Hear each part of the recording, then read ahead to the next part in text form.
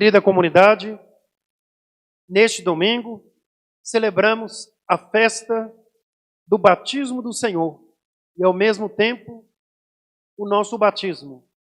E as leituras vêm assim nos ajudar. A primeira, do profeta Isaías, já trazendo a figura desse servo sofredor, que alguns estudiosos colocam o servo sofredor como o povo de Israel. Outros lembrando o próprio Cristo, o servo sofredor. Mas o que deve nos chamar a atenção desta leitura são as características desse servo sofredor ungido por Deus para proclamar, para levar a salvação. No versículo 3, vai dizer: não apaga um pavio que ainda fumega. Esta é a missão de todo batizado: não deixar que se apague a chama da esperança, a chama da fé, a chama do amor de Deus. Quantas vezes encontramos pessoas que estão praticamente apagadas, né? Na tristeza, no sofrimento, no desânimo, no pecado. Somos convidados a entrar nessa vida para encontrar esta chama que ainda fumega. Santo Agostinho vai dizer que no mais profundo de nós há sempre esta luz capaz de reanimar, capaz de fazer reviver em nós o sentido da vida. Então, o servo sofredor que vem pela bondade, o servo sofredor que entra para restituir a vida. Como é importante a gente encontrar pessoas também em nosso caminho, que entrem em nossa vida para encontrar, para apontar esta chama que ainda fumega, para nos trazer de volta, né, a vida e o seu sentido de pertença. E a segunda leitura dos Atos dos Apóstolos.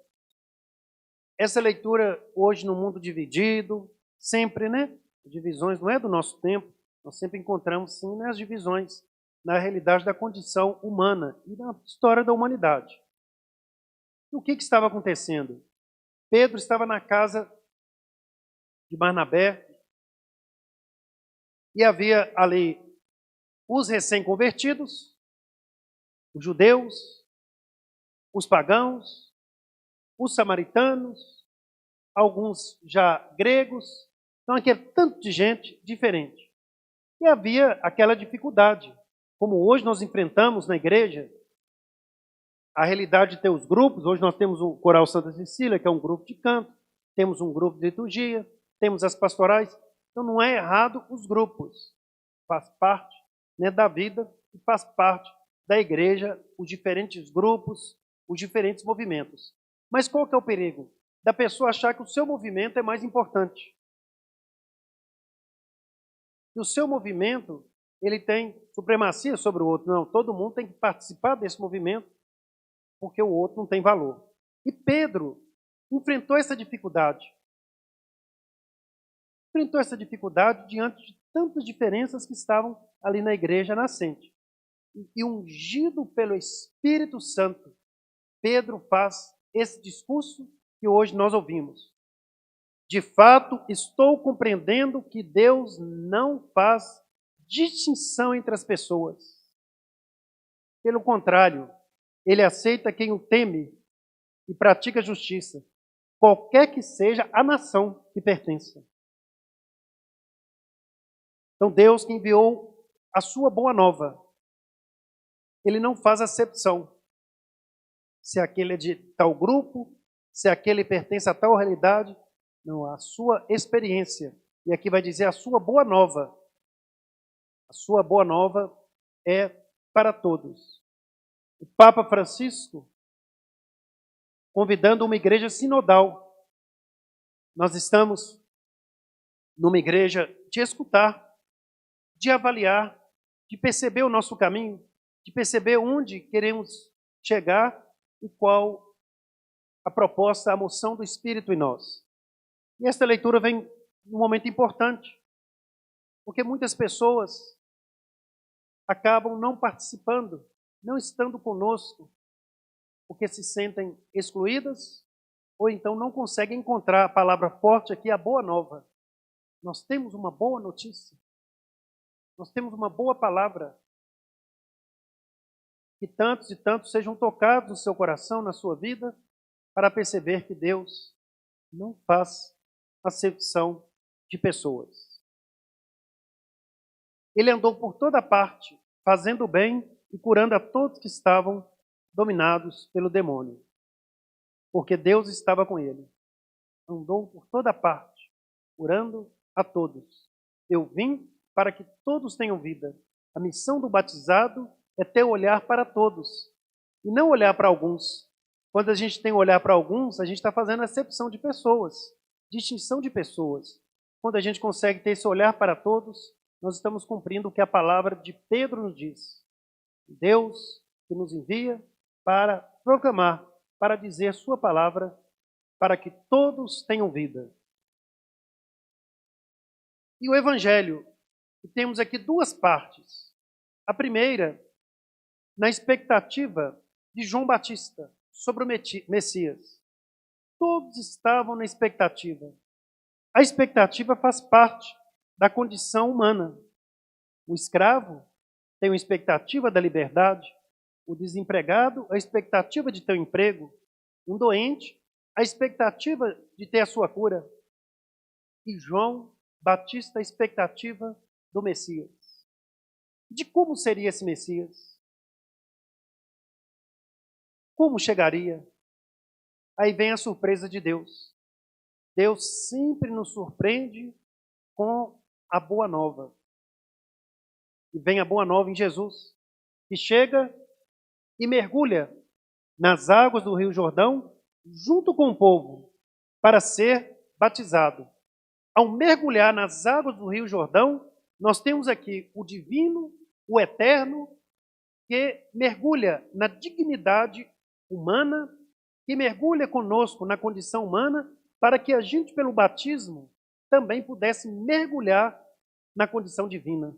O divino que pelo humano mergulha para abrir o caminho dos céus, para a condição humana, para que cada um de nós pudesse também mergulhar nessa condição espiritual, nessa condição de graça e de renovação.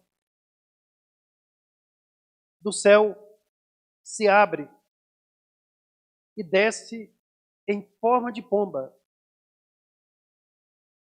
a força do Espírito. Aqui também temos que nos deter nesta imagem da pomba tão trabalhada e tão unânime.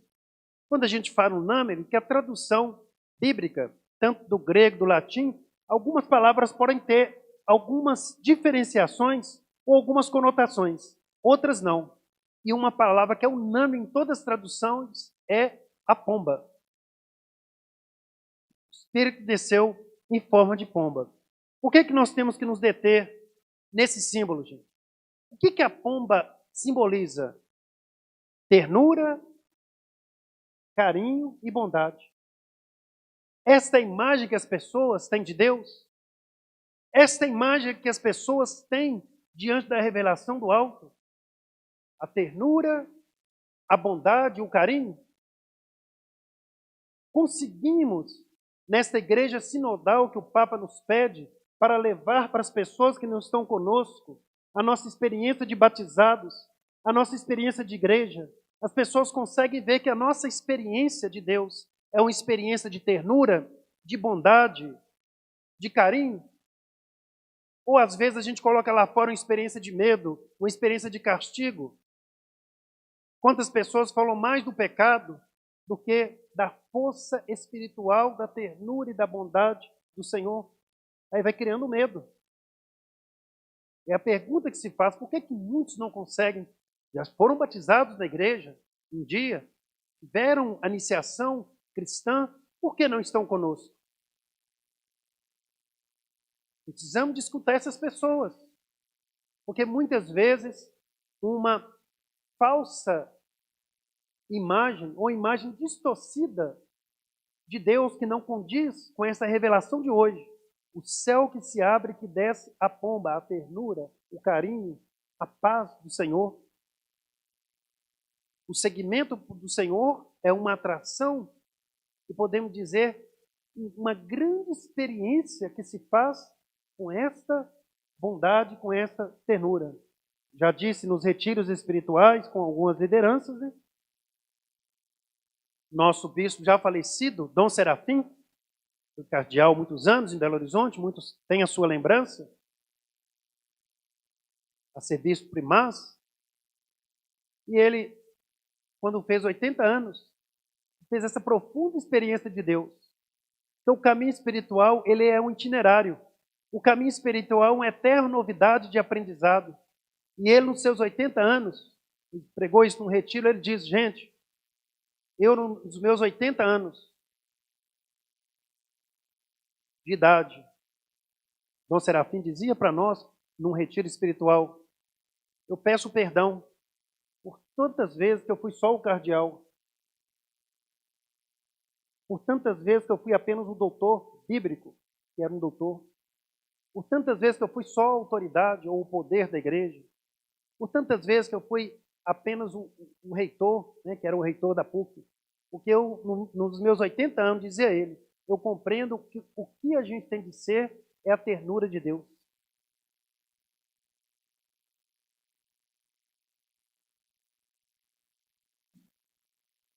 E nos seus 80 anos, seus anos e anos de ministério à frente, ele faz essa profunda experiência da leitura do Evangelho que percebemos de hoje. A pomba, a ternura. Muitas vezes nós tocamos tocamos o coração daqueles que estão lá fora, distante, não é pela lei, não é pela noção de pecado, nem do mal. Nós conseguiríamos tocar o coração dessa pessoa nessa imagem da pomba, sendo a presença da ternura na vida dessa pessoa, sendo a expressão da ternura de Deus nos nossos gestos, no nosso olhar, na nossa maneira de dizer para com o outro. Aí sim, o outro é tocado, o outro é transformado. O céu se abre e do céu vem uma voz de Deus. Tu és o meu filho, em ti eu coloco o meu bem-querer. Olha o que Deus está dizendo, gente. Deus quer o nosso bem-querer. Ele quer o querer bem para nós. Ele quer dizer a cada missa que a gente participa, tu és o meu filho amado, tu és a minha filha amada, em ti eu coloco o meu bem-querer. Bem-querer de palavra, que é salvação. Bem-querer de oferta do sacrifício, que é pão eucarístico. Bem-querer da força da ternura, que se faz perdão para o vosso coração. Bem-querer do desejo da vida do Senhor, que é manter a chama da fé acesa, que é a primeira leitura. Bem-querer da segunda leitura, que não faz acepção de pessoas. A todos ele revela a grandeza do seu amor e da sua bondade. Esse é o sentido desta voz. Quantas pessoas ou quantos chegam até eles, nós temos já isso por nossas pesquisas, pelas nossas escutas, o sínodo vai nos apontar isso. Quantas pessoas não estão na igreja porque imaginam um Deus que estão querendo é o mal querer, é o castigo, é a punição, é o medo. E não se chega a esta palavra que está aqui do Evangelho de hoje. Em ti eu coloco o meu bem-querer. O bem de Deus, no querer da nossa liberdade, mais dela está uma vontade de desejo, de felicidade, de força, de paz e de salvação. Todos nós queremos algo na vida, todos nós buscamos um bem, em vários sentidos, e aqui está os dois sentidos do nosso batismo. Celebramos nossa fé diante do bem que se faz graça e celebramos nossa fé diante do querer de Deus, que supera todos os quereres, toda a força humana e o querer de Deus que vai conduzindo, vai falando mais forte, que é um querer que traz vida, que traz encanto, que traz luz. Vós sois a luz do mundo, que traz sentido, vós sois o sal do mundo. Então, um querer que nos faz ser luz, nos faz ser sentido, nos faz dar sentido à vida das pessoas. Aqui queremos louvar, nesse domingo do batismo do Senhor, tantos exemplos que percebemos Quantos são os profissionais que estão no seu trabalho, que estão na sua missão, vivendo o seu batismo num querer de Deus que traz a ternura de Deus como bons profissionais, como pessoas educadas, como pessoas humanas, como pessoas corretas, como pessoas que trazem o brilho naquilo que elas fazem. Então é o sentido do batismo. O grande sentido do batismo, de viver, né, esta unção, o Espírito do Senhor está sobre mim. Ele me ungiu para levar a boa nova, para levar a alegria, e não a tristeza, a alegria para todos a quem foi enviado. Então, que possamos, nesta manhã de domingo, reavivar a alegria de nossa fé, de celebrar o batismo como a força capaz de glorificar o querer de Deus, de louvar o bem desta palavra que nos traz a vida, de caminharmos firmes na direção do Senhor. Aqui queria encerrar com um dos sinais, muitas vezes banalizados, que é um dos sinais mais profundos da nossa fé, que é o sinal da Trindade. Quantas pessoas fazem o nome do Pai, parece que estão espantando um mosquito, ou de uma forma mecânica. Então, por que a gente faz esse sinal? Né, do Pai, do Filho e do Espírito Santo. Por que tocamos na cabeça, em nome do Pai? Deus é o Criador, Deus me ajude a criar. A cabeça é o lugar da criação da memória, da criação dos sentidos, das emoções. Então, quando nós fazemos em nome do Pai, tocando na cabeça, Deus, me ajude, o Senhor que é Criador, o Senhor que me criou, me ajude a criar pela minha liberdade o bem-querer da graça da vida. Quando tocamos no centro, quem é o centro da nossa vida?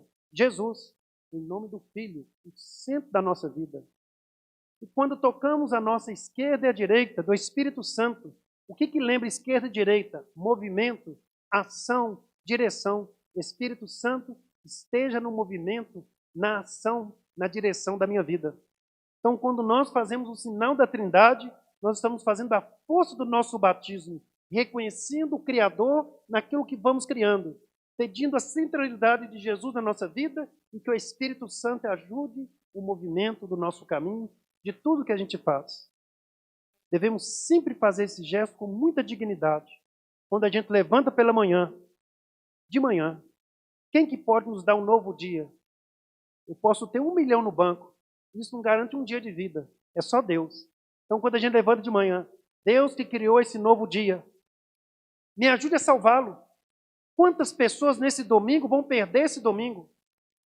Pela briga, pela violência e pela maldade. E quando a gente de manhã invoca o nome do Filho, Jesus, salve esse dia que amanhece. Salve esse dia para que ele seja bem vivido. Salve esse dia pela tua graça. E quando pedimos pela manhã a invocação do Espírito Santo, em todo o movimento que eu vou fazer nesse dia, seja qual for, esteja atuando, esteja agindo. E o último sinal do cristão católico deveria ser também o nome do Pai. Deus, Criador, que criou esse dia. Que Jesus seja o centro desse sono restaurador, o centro desta noite. E que o Espírito Santo renove minha vida, meus dons, para o dia que amanhã, se o Senhor me permitir, eu viver novamente. Sempre deve ser, né? Devemos iniciar nossa vida na invocação trinitária e devemos encerrar nossa vida na invocação trinitária. Por isso que se um sacerdote, vocês me pedem para benzer um carro, uma casa, seja o que for, sempre a gente inicia aqui o nome do Pai, né? Sempre, né? O Pai que deu este bem, o Pai que deu esta força, o Pai que deu esta casa. Deus, ajude essa pessoa a salvá-la no bom propósito. Espírito Santo, ajude essa pessoa a ter o dom de conservar, de usar bem para o teu nome e a tua glória. Então, tudo em nome do Pai. Quando a gente chega no velório, também nós dizemos ali em nome do Pai. Deus que criou esta vida e agora vai ao encontro da salvação do Filho. O Espírito Santo dê a força e o consolo a todos que sofrem neste momento. Nossa fé é trinitária. Toda a nossa liturgia é trinitária. A gente começa a missa com o nome do Pai e encerra com a bênção do Pai. Faça da sua vida, façamos da nossa vida também uma constante liturgia. Iniciemos nossa vida na Trindade e possamos sempre à noite entregar pela Trindade a nossa vida e justificar a nossa fé, justificar todo o nosso caminho espiritual diante da dinâmica desta Trindade. Que o Pai ajude a cada um de nós, como criação, que o Filho nos ajude na força salvadora, nesta capacidade do Espírito Santo de glorificar e bendizer o seu nome. Assim seja, Senhor nosso Deus.